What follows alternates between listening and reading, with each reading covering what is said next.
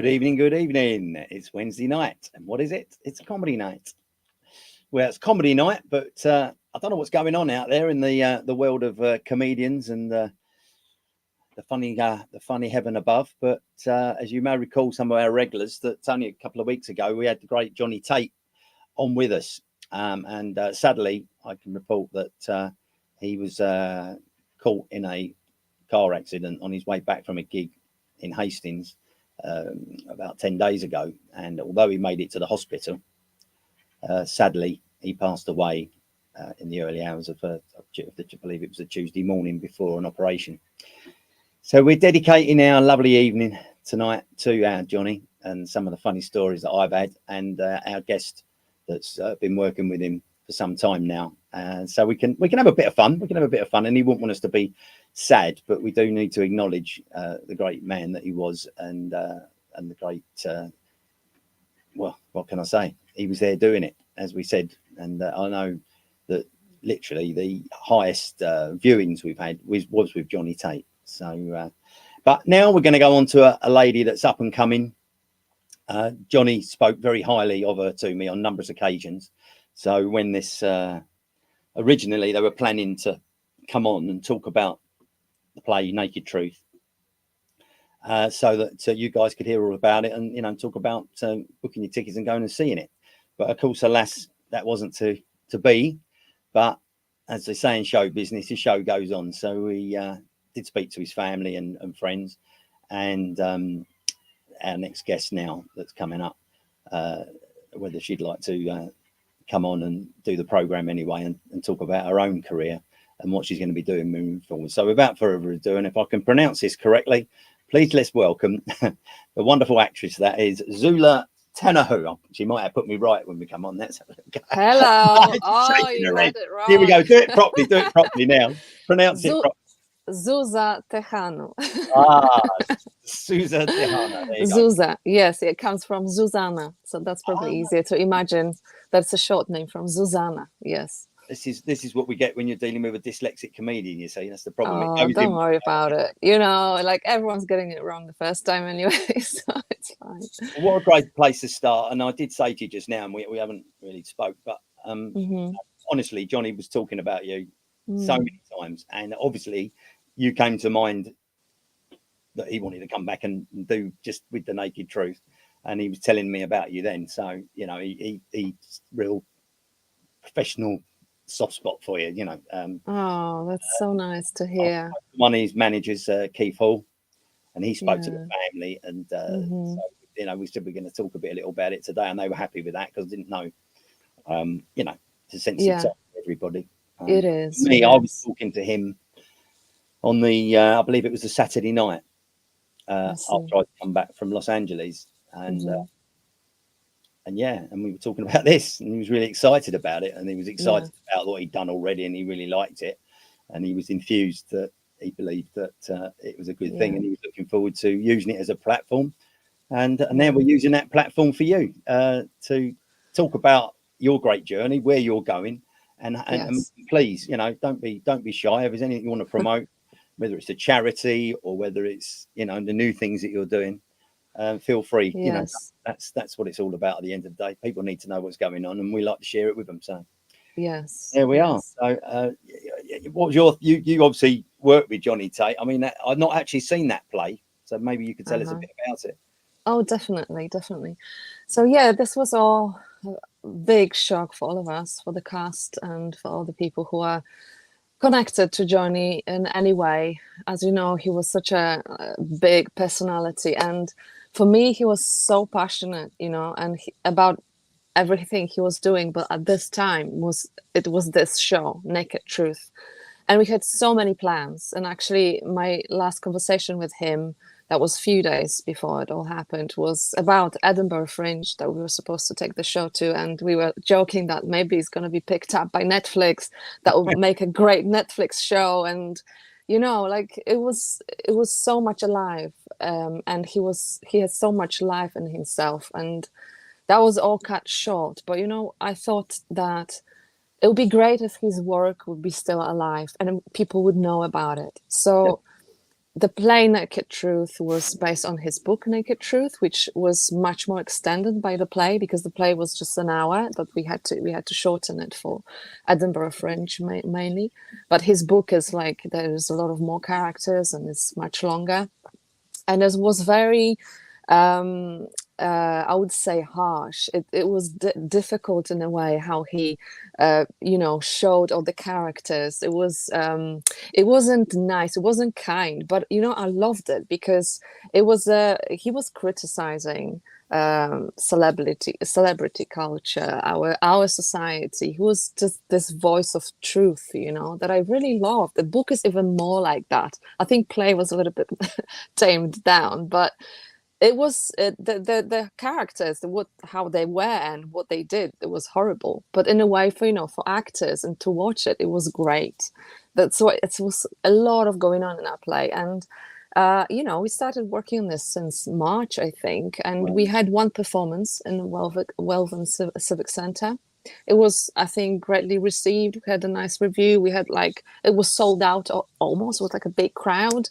So, Johnny could really pull the people in, and he put so much work in advertising that show and letting people know. We had a poster, we had everything.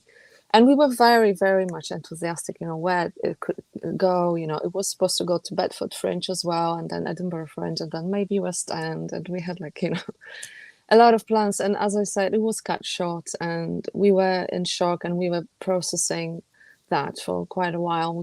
We still are. Well, I was talking to one of his agents, Keith. Yes, I've spoken to him as well. And I was saying to Keith that this is really dark, but it's sort of, I think it touches on what you're sort of alluding to a little bit, because I had a stroke a few years ago when we were due up the West End. I see. And obviously I was only doing something for about 4 minutes that I love. I do a character, Mrs. Doubtfire, oh, there you go, dear, right. So, but he'd obviously kind of took that concept and put it into his Factor 25 and tried to sort of, put a spin on that. Yeah. So what I was going to do was just great fun. What could be better on a Saturday afternoon than the Leicester Square Theatre, doing something with no stress. You're not, there's no loads of dialogue for me or anything like that. And unfortunately, I had a cup of tea, I had a shower, and then I just suddenly got a bit giddy. And I thought, I'll sit down, because I was going to put a sock on. And when I went to pick the sock up, my hand just went and sort of was out of control. And I realised then that I was having a stroke.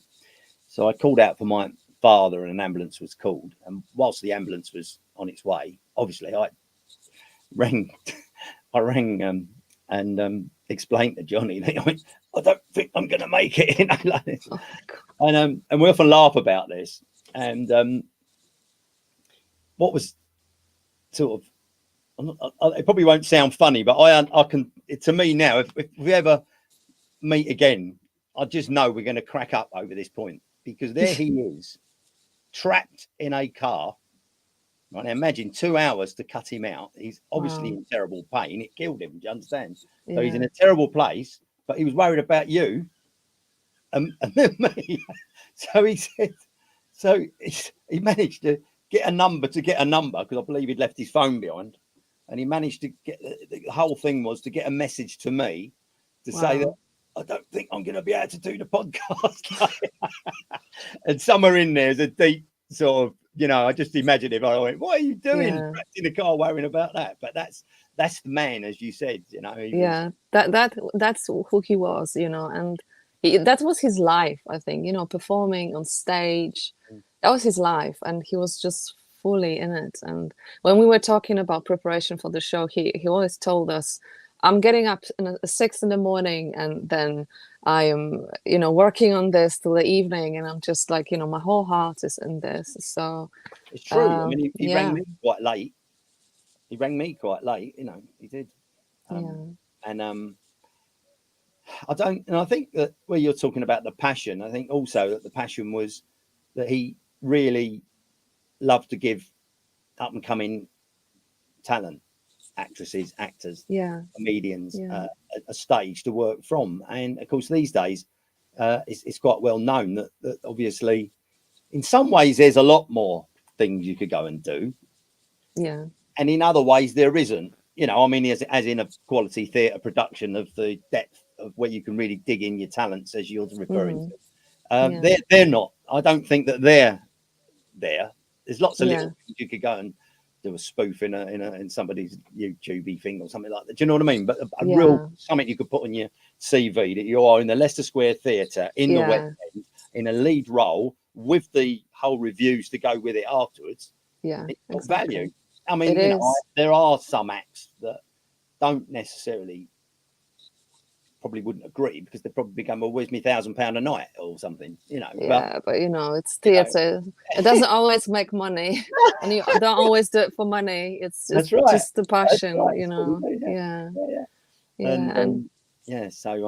And I think he was really like a people's person, so he was very giving, and he really, as you said, he really wanted to, you know, get people who are not well known and just give them a, you know, opportunity. And also his casting process wasn't also like, he would put something on Monday, but mostly I found him on Facebook and I just responded to his post on Facebook, and we started talking on the phone. And just first I was supposed to be in his other show, then he changed because the Factor 2025, that was the other show he was supposed to do, it was like too big for Edinburgh, so he swapped it for Naked Truth. And then we spoke, you know, and then it was just like he liked probably my energy and my enthusiasm. And the fact you tracked him down and found him, I did as well. It's the hunger.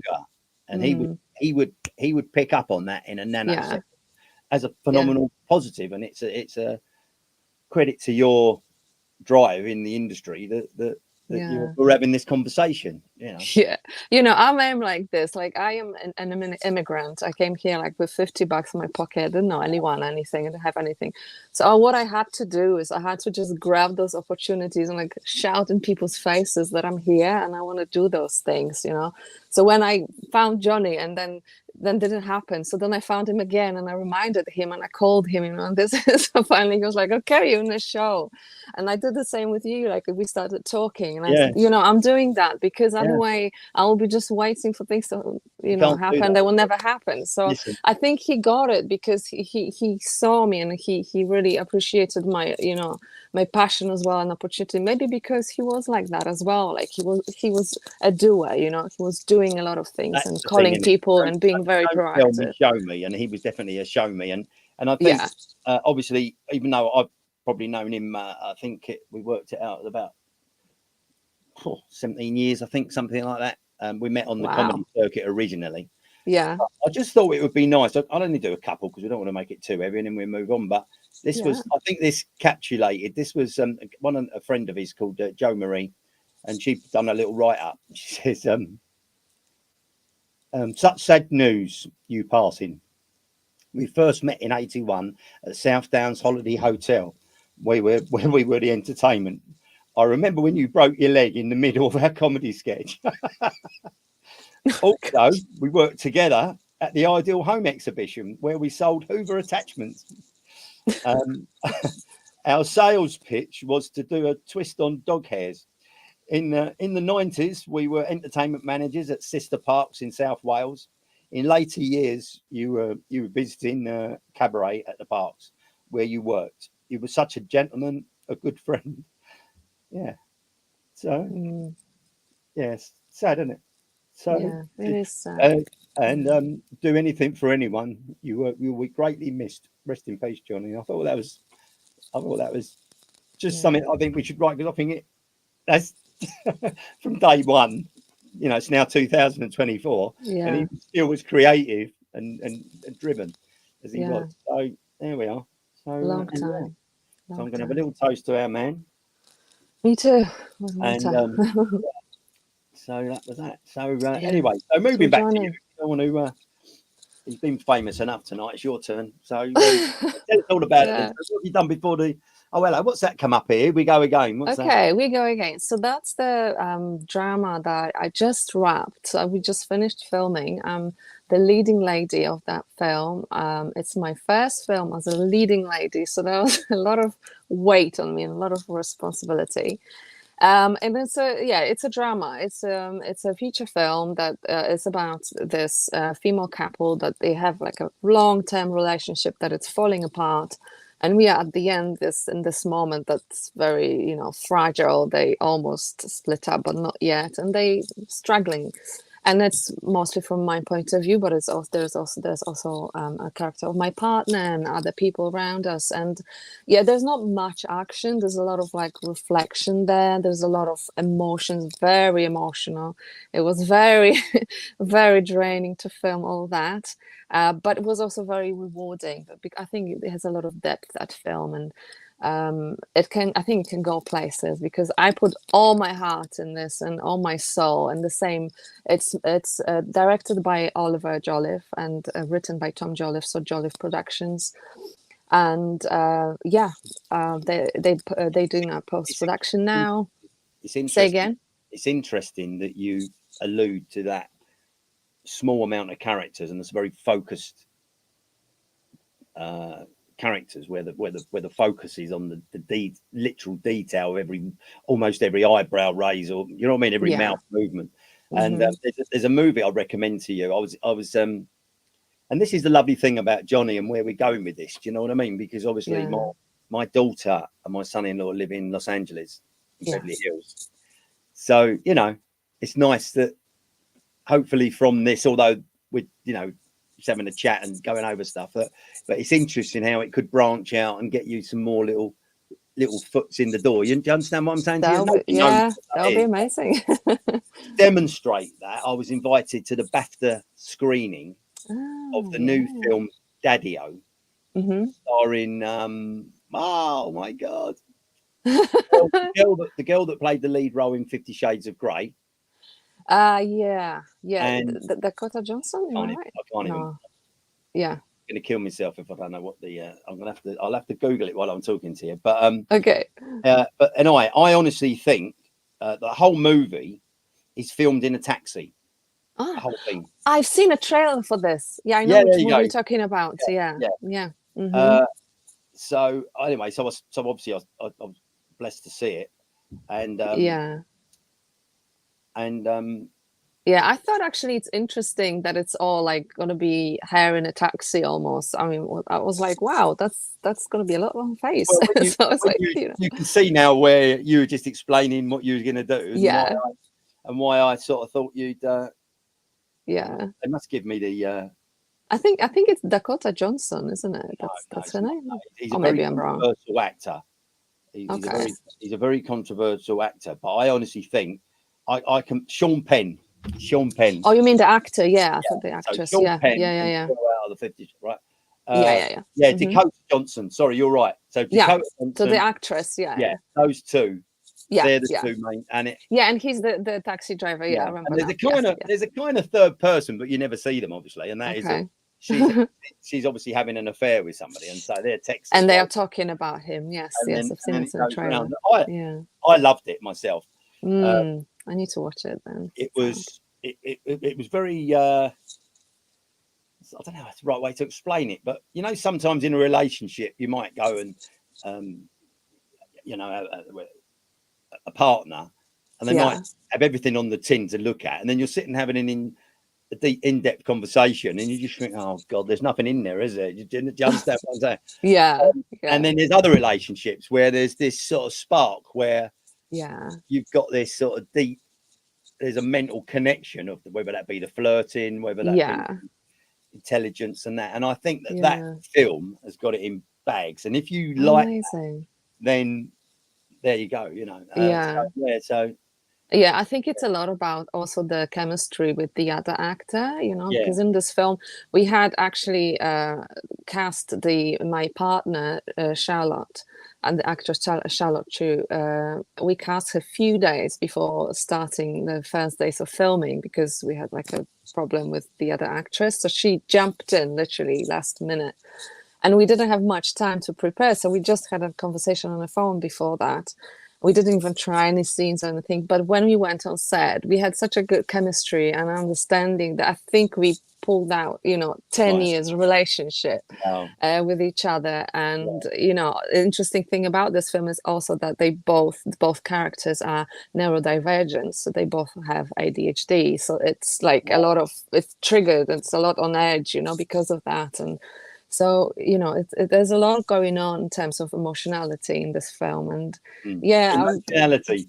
That's the word I was trying to think of to try to explain this. yeah, It's yeah, that emotionality between the yeah, two. I mean, it's, and then obviously they're only in yeah. the taxi, and the shots. I mean, they go to the mirror, and then the girl's face, then his face. It just, Yeah, oh my!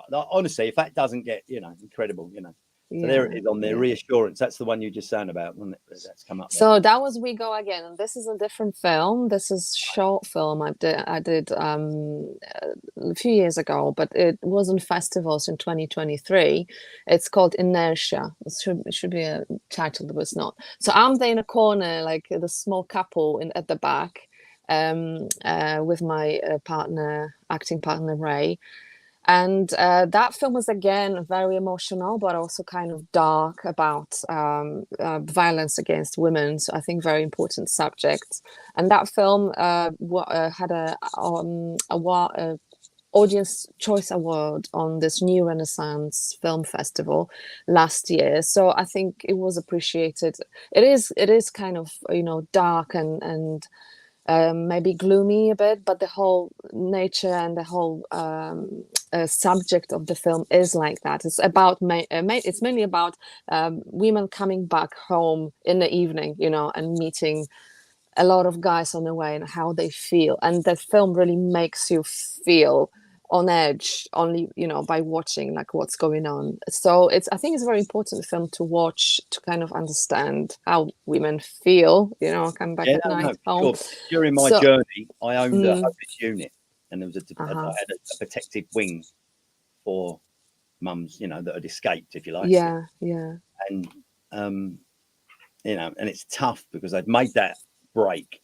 They're there in a safe environment, yeah, and then one of the things that always used to like drive me mad was there'd always be a well-meaning relative that the husband or partner would go, "Oh, please, you know me, and I would never do that, and I won't do that again, and I love her, and I miss her, and I yeah.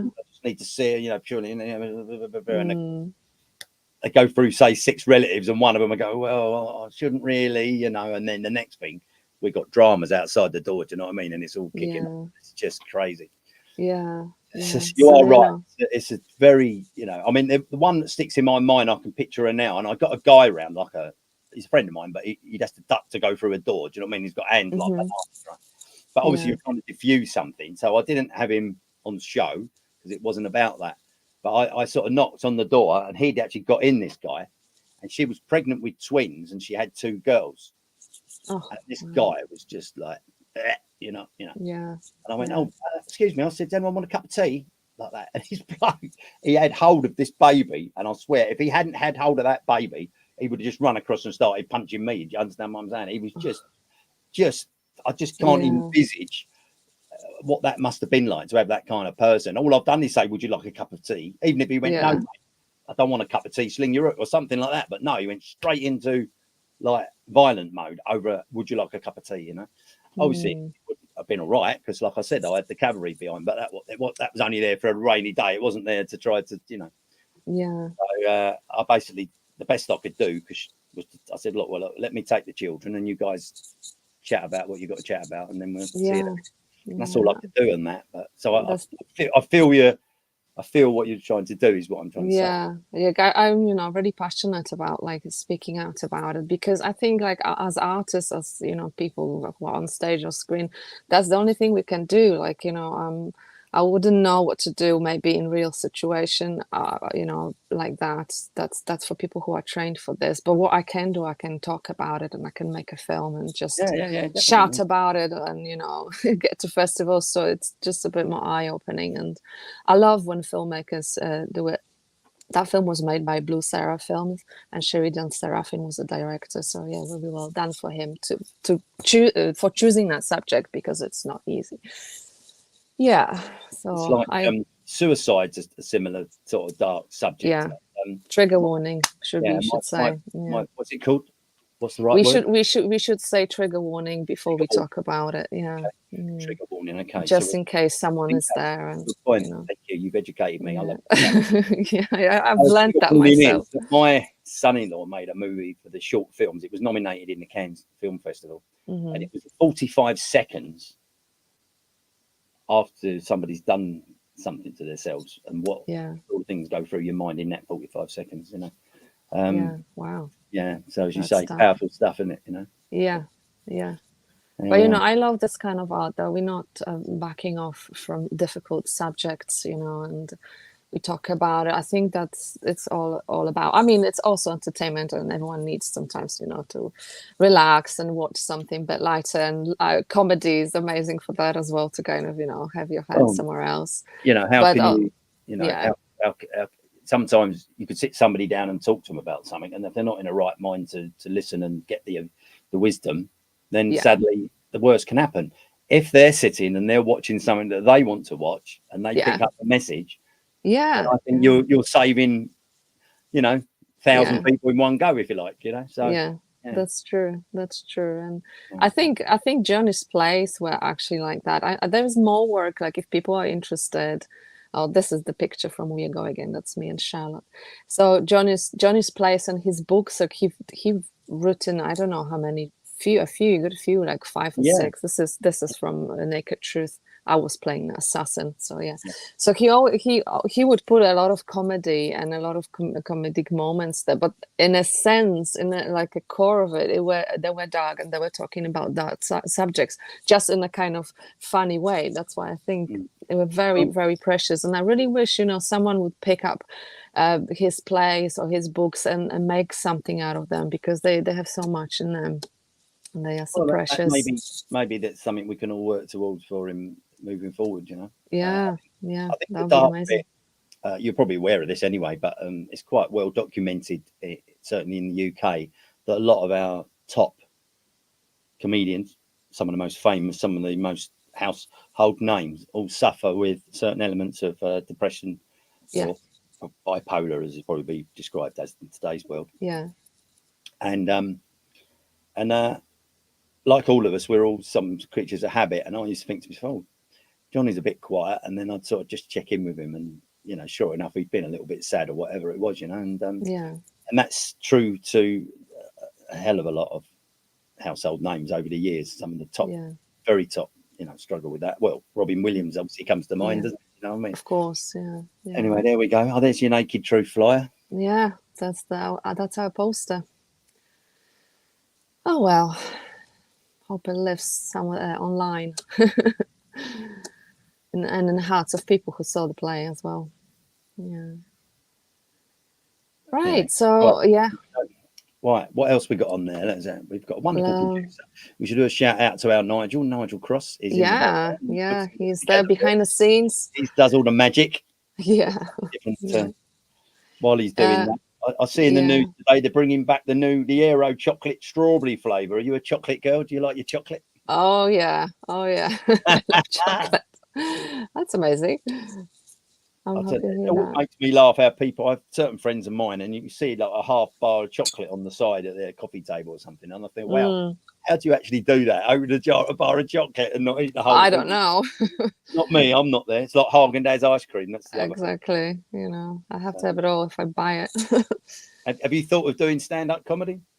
You know what, I thought about it, but I don't know if I don't know. Because I can make jokes in a moment, but to write it and then just make, like, I think I'm funny sometimes, you know, I can be funny, but then to write it and then to say it later and make people laugh, I don't know if I could do it. Maybe I never tried. I'm joking on parties with my friends, but lots of things. It's funny, isn't it? I was, as a comedian myself, it's every comedian, you know, has this experience, and that is, there's always like you say, the guy that has his little joke that he tells at the bar, where you know, when he turns up holiday resort or whatever, and he goes, I'll let you use this one. Oh yeah, there you go. But you always, you know, sometimes you sort of stop and you're sort of listening, but in your head you're thinking, I'm in North Wales. I need to go back to Brighton, please. Let me get in the car. Yeah, I know. But Yeah. so Wow. So how long have you been doing comedy shows and being a comedian? well, I like I said, I had the homeless unit, and in the same way that we've had the lockdown, in the same way that people now interest rates have gone up, but in the period that I'm talking about, they went up to about 16%. Mm-hmm. So my borrowing was well into £650,000 at that point. So when every time it went up, it was like another £1,000 a month kind of to find, you know. Mm-hmm. So you know, throw a marriage breakup in with that as well, and I was up against it. And the period of time I'm talking about was when the Full Monty movie came out. So I ended up doing that for a little while, but I was 37 then, and I thought my days of Adonis are pretty like numbered, you know what I'm saying? Yeah. So that's when I saw the comedians and the drag acts, and I just thought, wow, they're getting double the money that I'm getting. Yeah. Maybe that's the way to go, and that's how it kind of began. And Wow. the next thing I know, I was on stage Sunday night at the London Palladium. So it was a joke. Yeah, Great. So, like you said, it's not a get rich quick scheme. It's a lifestyle and it's a passion, and every single place you go is different, and people are different, and it's I love it. You know? Yeah. Great. Whereas I never tried it, but maybe one day. We've done all the pictures. Yeah. Pictures are gone, but I can tell you about the show. I just got cast in today. So yes, I got cast in a show called The World of Yesterday, and it's a play about I'm playing a young woman, and there's like a lot of themes around just before Second World War, separation and stuff. But the director told me that she feels that it's a lot about our times, although we kind of speak with the language of 1930s maybe, but it's kind of dark as well, and it's a lot about it's quite political. So we again not running away from difficult subjects, but it's mostly about division and separation. So it's coming to Camden Fringe. We're going to perform it on between 20th and 25th of August in the Courtyard Theatre. And I just found out today that I'm in it, so we're starting rehearsals soon. And I'm thank you so much. But you know, to get, Nigel to put the link to the ticket office and everything there. That'll be great. That'll be great. And, I don't even have it yet, but I'm sure I can. I can do it pretty soon.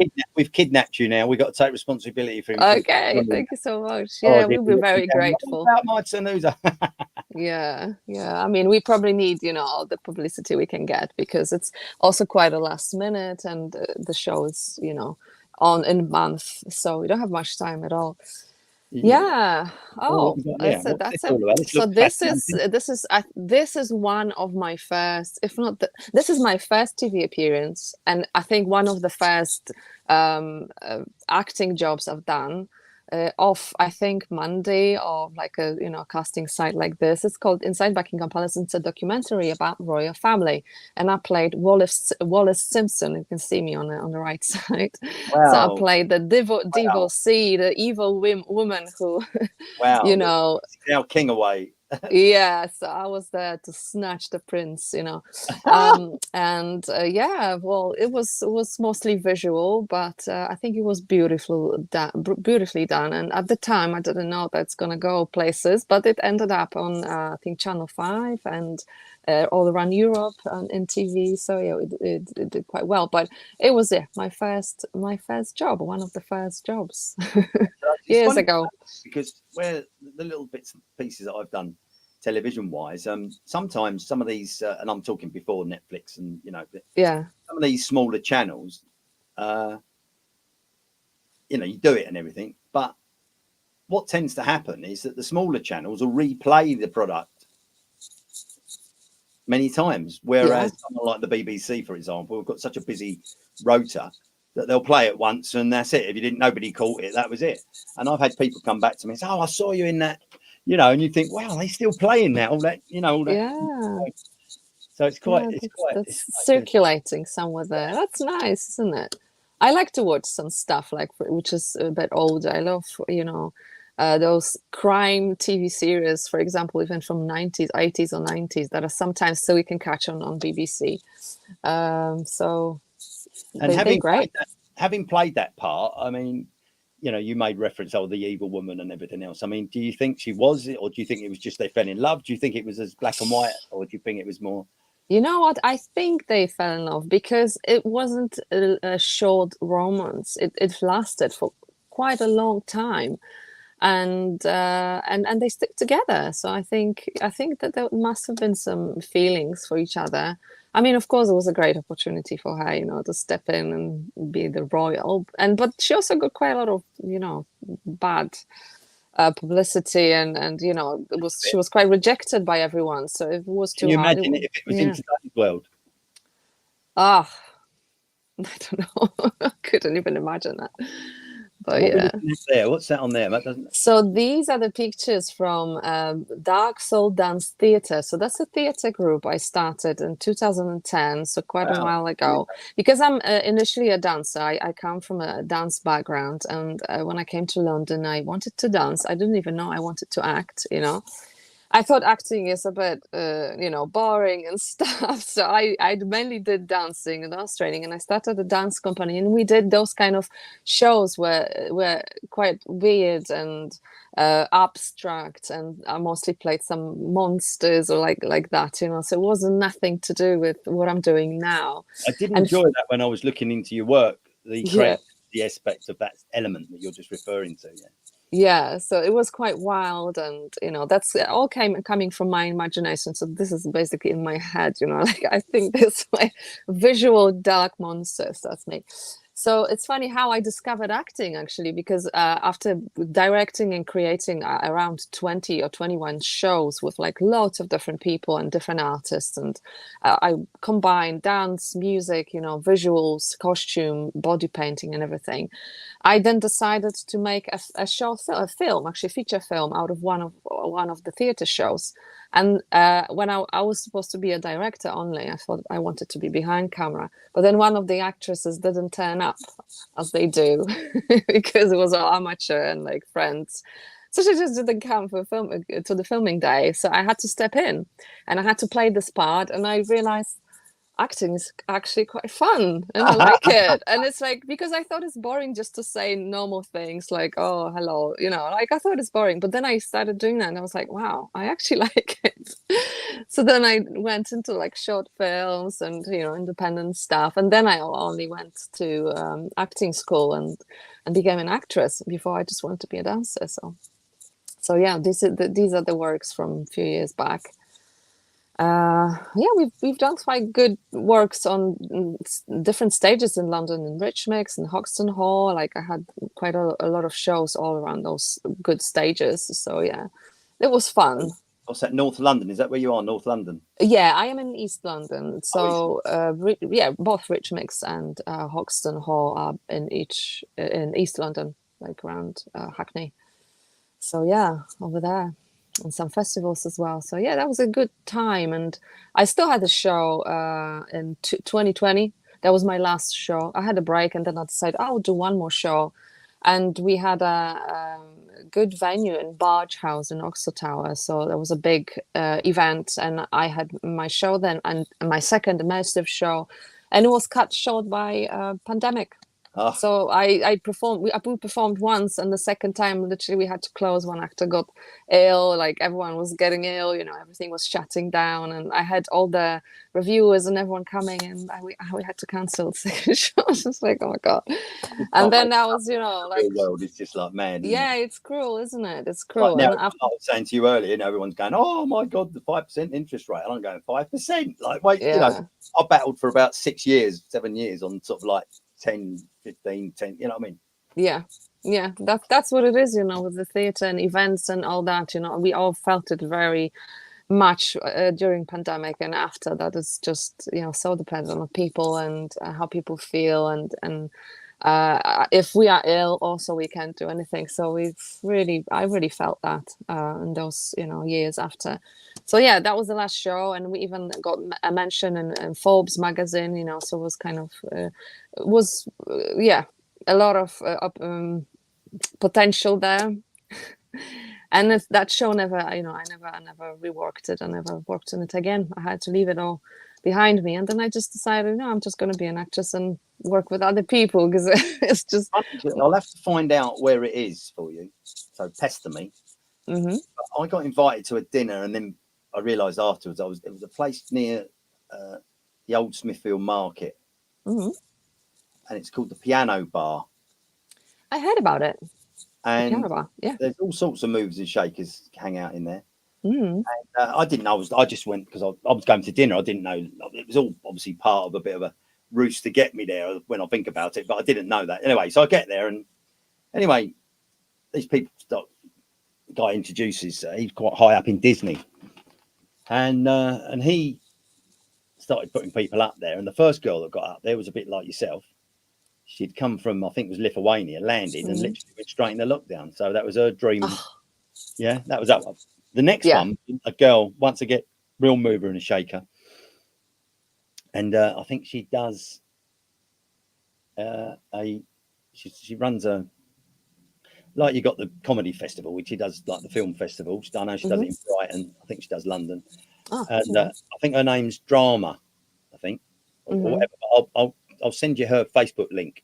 Okay. And she got up, and she was, once again, was married to a smashing guy who actually started this film premiere, sort of for small films to get them shown and get the big investors in. And he died, not nothing to do with the COVID, just natural. Well, not natural, but like as a young guy, Yeah. And so anyway, so as I was sitting listening to this, I just felt so sort of sorry for him, but like and then a couple of other people went up, and then the guy running the thing, he said, "Does anyone else here that can come up and give these guys any advice?" Sort of thing. And I just felt, although the acting's not my thing, in the sense that like we were saying earlier, trying to meet and learn lines and everything, it's like it's hard for me. So I'm not naturally drawn to it in the same way that you weren't naturally drawn to the comedy, So I jumped up and I told a story where sometimes when you get your little moment in time to shine, it is that moment in time. And if that camera's rolling, whether it's exactly what they wanted in that take, or whether your little input in, because you can never unfilm it, if you get what I mean. They can cut it and throw it away, obviously, but if it's good, And I was asked, could I play the part of a what was it? A corrupt politician in a massage parlor, right? So I'm sitting there. There's a guy to my left who's quite a big Hollywood act. It was being filmed in Hollywood. Another actor and another actor. He was having a massage. He was kind of off shot, and then they sort of moved the cameras around and stuff. But anyway, I looked on the table, and there was this massive cigar and a 1960s lighter. And the old 1960s lighters, I don't know if you know what I mean. They got like and paraffin and And so I thought I only had to say yes, right, or no, but anyway, it was yes I had to say. So I thought, so what can I do here? And so I picked the cigar up, but I've never smoked. maybe 6 cigarettes when I was 9 or something. Okay. So I've got this cigar and I'm trying to light it. So they do the first take, and then of course they've got to do a second take. And what I didn't realise was that because I was trying to light the cigar for so long, the lighter was red hot. Oh yeah. So when I come to do, say, take 3, and they went, okay, bump, bump, bump, and the whole essence of the moment was that they're discussing their sort of skullduggery, and then the main guy sort of turns to me and goes, what do you think? So rather than just go, yeah, so I've got this cigar, and I sort of took time to put it in and light it and then have a think about it. Yeah. Right. But what I didn't know was this lighter was red hot. So as I went like, my little finger went, oh God. But anyway, but the point of the getting up and just saying these things, and I've done a couple of others, which I won't bore you with, was to try and get these people to sort of nick the moment, Yeah. See a moment, then go for it.